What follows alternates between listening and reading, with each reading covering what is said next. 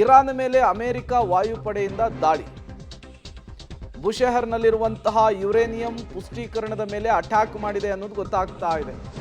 Uranium ಸೌಲಭ್ಯವನ್ನ ಸಂಪೂರ್ಣ ನಾಶ ಮಾಡಿರುವ ಬಗ್ಗೆ ವರದಿಯಾಗ್ತಾ ಇದೆ. ದಾಳಿಗೆ ಪ್ರತೀಕಾರದ ಪಣವನ್ನ ಇರಾನ್ ತೊಟ್ಟಿದೆ ಅನ್ನೋದು ಗೊತ್ತಾಗ್ತಾ ಇದೆ.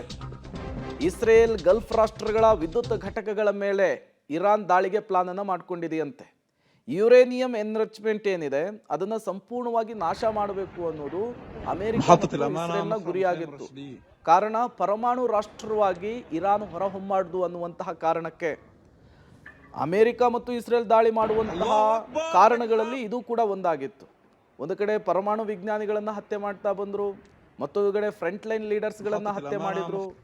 ಈಗ ಯುರೇನಿಯಂ ಅನ್ನ ಸಂಗ್ರಹಿಸಿಟ್ಟಂತಹ ಜಾಗವನ್ನು ಕೂಡ ನಾಶ ಮಾಡಿಸುವಂತಹ ಕೆಲಸಕ್ಕೆ ಅಮೆರಿಕ, ಇಸ್ರೇಲ್ ಮುಂದಾಗಿದೆ ಅನ್ನೋದು ಗೊತ್ತಾಗ್ತಾ ಇದೆ.